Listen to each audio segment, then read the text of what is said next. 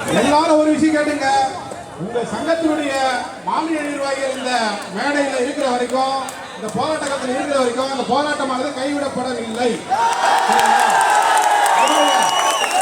பாருங்க, நாம ஒரு கூட்டமைப்புல இருக்கிறோம். கூட்டமைப்பு அவருடைய கருத்து தெரிவிச்சிருக்கிறாங்க. இருந்தாலும் அதில் இருந்திருக்கக்கூடிய தொழிற்சங்கங்களாக இருக்கக்கூடிய நமக்கு ஒரு கருத்து இருக்கு. ஒரு 8 ஆண்டுகளாக நம்ம போராடி வருகிறோம். நம்மளுடைய நிலைப்பாடு என்ன அப்படின்றத பலமுறை அரசாங்கத்தை சொல்லியிருக்கிறோம். ஆனால் அரசாங்கம் செவி சாய்த்தபடியாக இல்லை. சரிங்களா? பலமுறை கூடி கலைஞ்சிருக்கிறோம். இன்னைக்கு கூடி இருக்கிறோம். தலைவருமா வேணாமான்னு அரசாங்கம் தான் டிசைட் பண்ணோம். சரிங்களா? இதுதான் அன்பான ஓட்டுநர்களுக்கு நான் சொல்றது ஒண்ணுதான். நீங்க ஆவேசப்பட்டு ஆர்வ கோளாரோ அதனால நீங்க என்ன செய்தாலும் அது எல்லாம் பாதிப்பு நமக்கு தான். புரியுதுங்களா? நீங்க நல்ல முறையில வந்திருக்கோம். நல்ல முறையில உங்களுக்கு இடம் கொடுத்துக்கிறாங்க. காலையில கொடுத்த இடம் என்ன, இப்போ திரும்பி பார்த்தீங்கன்னா தெரியும். இந்த எல்லை வரைக்கும் நம்ம தான் இருக்கோம். இதுதான் எழுச்சி என்பது. இதுதான் ஆக சிறந்த எழுச்சி என்பது. ஆகினால நம்முடைய ஒற்றுமை இதை இவ்வளவு பேருக்கு நம்ம பேசல. எந்த தோற்சங்க தலைவரும் இத்தனை பேர்கிட்ட இண்டிவிஜுவலா போயிட்டு இன் பர்சன் ஒருத்தரை சந்திச்சு பேசல. ஆனால் இன்று நாம ஒன்றாக இணைந்திருக்கிறோம். அந்த இணைப்புக்கும் அந்த ஒற்றுமைக்கும் அந்த ஒத்துழைப்புக்கும் நாம மரியாதை கொடுக்கணும். கண்ணியம் தவறாம போலீஸ் கிட்ட பிரச்சனை பண்றது, வாக்குவாதம் பண்றது, பப்ளிக் கிட்ட பிரச்சனை பண்றது, வாக்குவாதம் பண்றது, ரோட்ல போயிட்டு உங்களுடைய தலைமையின் அறிவுறுத்தல் நான் பேசிட்டு உங்களுடைய தலைமை என்ன சொல்லுதோ அதை மட்டும் தான் செய்யுங்க. அதை மட்டும் தான் நீங்க செய்யணும். உங்களுடைய தலைமையை மீறி எந்த செய்தாலும் யாருமே தெரியாது. நீங்க பாருங்க, இங்க யாருமே நிறைய சங்கங்கள் வந்திருக்கிறாங்க. அவர்கள் யாருமே நமக்கு சரிவர அறிமுகமாகாதவர்கள். புரியுதுங்களா? அதெல்லாம் அவங்க கிட்ட பேசுறது, வாக்குவாதம் வச்சுக்கிறது, அதெல்லாம் எதுவும் செய்யாதீங்க. அவங்க போறாங்க, நானும் போறேன், எல்லாரையும் வாங்க கூப்பிடுறது, இதெல்லாம் தவறா ப்ரொவோக் பண்ணாதீங்க. நாளைக்கு மாட்டிக்கிட்டீங்கன்னா யார் உள்ள போறீங்க, யார் வெளியே இருக்கிறீங்க டீட்டெயில் கூட தெரியாது. ஏற்கனவே கைதானோம் 23 பேர் யார் அரசு ஆயிருக்காங்க கண்டுபிடிக்க ஒரு ஆளை கண்டுபிடிக்கல. யாருமே தெரியல. அவரு எந்த சங்கத்திலுமே இல்லை. அவரை கண்டுபிடிக்கிறது ரொம்ப கஷ்டமாயிடுச்சு. அவரை கண்டுபிடிச்சு நீ யாரு எந்த சங்கம் கேட்டு அவர் வீட்டுக்கு போய் டாக்குமெண்ட்ல வாங்குறது பெரும்பாலாயிருச்சு. சரிங்களா? அதனால ஆர்வ கோளாறு நீங்க போறது பண்றது அப்படி இருந்தீங்கன்னா அந்த போராட்டம் பெரும்பாலும் பாதிக்கும். ஜனநாயக ரீதியாக நாம் இங்க கூடணும். ஜனநாயக ரீதியாக நம்முடைய கோரிக்கைகளை நாம் வைப்போம். ஜனநாயகத்துக்கு எந்த ஒரு நெருக்கடியும் நாம் கொடுத்து விடக் கூடாது என்கின்ற அடிப்படையில் இன்னைக்கு இந்த இடம் ஏற்படுத்தி கொடுத்தது காவல்துறை தான். அந்த கண்ணியத்தோடு இந்த கூட்டத்தை நாம நல்ல முறையில் நடத்துவோம். தயவு செய்து இங்க இருக்கக்கூடிய அத்தனை ஓட்டுநர்களும் போராளிகள் தான். எல்லாருமே புரட்சிவாதிகள் தான். உங்களுடைய புரட்சி என்ன அப்படின்றதான் இந்த இடத்துல நீங்க காட்டிட்டு இருக்கீங்க. புரியுதுங்களா? ஏதோ மேடையில பேசுறவங்க மட்டும்தான் அவங்க தான் போராளி, அவங்க தான் புரட்சிவாதி, அவங்க தான் பெரிய ஆளு அப்படின்னு தயவுசெய்து நினைச்சுக்காதீங்க. உங்களோட கூடுதலா கொஞ்சம் நேரம் சார்ந்த தொழிற்சங்கத்துடைய நிர்வாகிகள் செலவு பண்ணிருப்பாங்க நேரம். அதுக்காக அவங்க மேடையில் நின்றுருக்காங்க. இதுக்காக நீங்களும் வெவ்வேறு கிடையாது. நாம் எல்லாருமே ஒன்றுதான். ஓட்டுநர் என்ற ஒரு பெரும் அடையாளம்.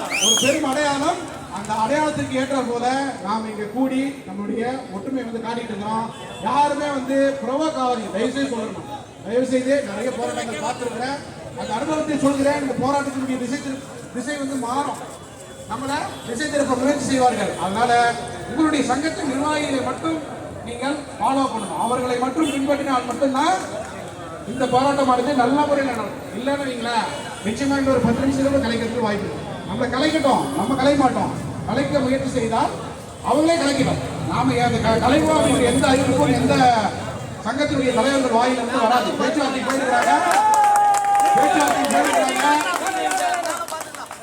போயிருக்கிறாங்க. அது எந்த நிலையில இருக்குன்னு இப்பவே நம்மளால சொல்ல முடியும். சரிங்களா? இருந்தாலும் சென்றிருப்பவருடைய மரியாதை கருதி நாம இங்க அமைதி காக்கணும். சரிங்களா? அமைதி காக்கணும். இன்னும் நிறைய தலைவர்கள் பேச வேண்டியது இருக்கு.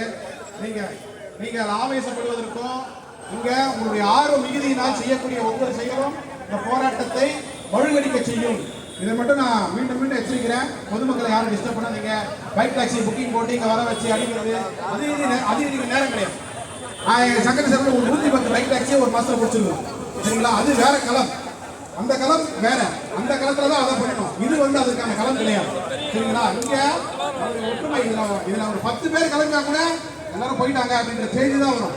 கடந்த டிசம்பர் 3ஆம் தேதி இதே போல ஒரு போராட்டத்தை ஊபர் அலுவலகத்துக்கு எதிராக எங்களுடைய தொழிற்சங்கம் சார்பில் உரிமை குழு தொழிற்சங்கத்தின் சார்பில் நடந்தது. பல்வேறு தொழிற்சங்கம் இருக்கக்கூடிய எல்லா தொழிற்சங்கமும் அதற்கு பேராதரவு கொடுத்தாங்க. கிட்டத்தட்ட 320 பேர் மண்டபத்தில் கைதாகி இருந்தோம். ஆனால் பத்திரிகை செய்தி என்னன்னா 30க்கும் மேற்பட்ட ஓட்டுநர்கள் கைது செய்யப்பட்டார்கள்.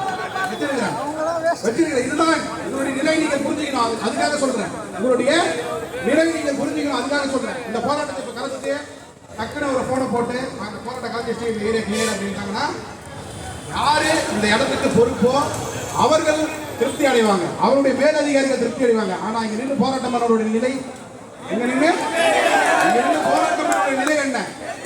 அதை கேட்டுட்டு அவர்களுக்கு இந்த கருத்து இருக்கிறது, இந்த கோரிக்கை இருக்கிறது, அவர்கள் கருத்துக்களை நாம் மதிக்க வேண்டும். நமக்காக கூட்டம் போட்டு திட்டம் தீட்டுபவர்கள் யார்?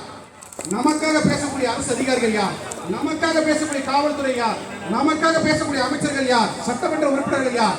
யாருக்குமே கண்ணு தெரியல. ஒரு சின்ன சின்ன கட்சிகளுக்கு கூட நம்ம மீது அக்கறை இல்லாமல் போகிறது. இன்னைக்கு விஜய் யாதவ் அர்ஜுனா, விஜய் யாதவ் அர்ஜுனா யூடியூபை தந்தாலே தமிழில் தெரியுது. ஆனால் ஓட்டுநர்களுக்கு இந்த போராட்டம், விவசாயிகளுக்கு இந்த போராட்டம், தொழிலாளிகளுக்கு இந்த போராட்டம் அப்படின்னு சொன்னா அது தள்ளி விட்டு போற நிலைமையில தான் இருக்குது. புரியுங்களா? இந்த உலகம் பாத்தீங்கன்னா இந்த உலகம் கவர்ச்சிகரமான செய்திகளுக்காக ஏங்கி போயிருக்குது. சுவாரஸ்யமான செய்திகள் என்ற அடிப்படையில் இவர்கள் உழைக்கும் மக்களை புறந்தெழுகிறார்கள், தொழிலாளிகளை ஓரம் கட்டுகிறார்கள், குறிப்பாக ஓட்டுநர்களை ஒடுக்குகிறார்கள். இது மக்கள் பிரச்சனையாக எப்போது மாறும் என்கின்ற ஏக்கத்தில் நாம கடந்த 10 ஆண்டுகளாக களத்தில் நின்று கொண்டிருக்கிறோம். மக்கள் நம்மை பார்த்து பரிதாபப்படக்கூடிய ஒரே ஒரு நாளுக்காக எண்ணிக் கொண்டிருக்கிறோம். இதை நாம இங்கிருந்தால் செய்ய முடியுமா? முடியாது. ஊடகம் இதை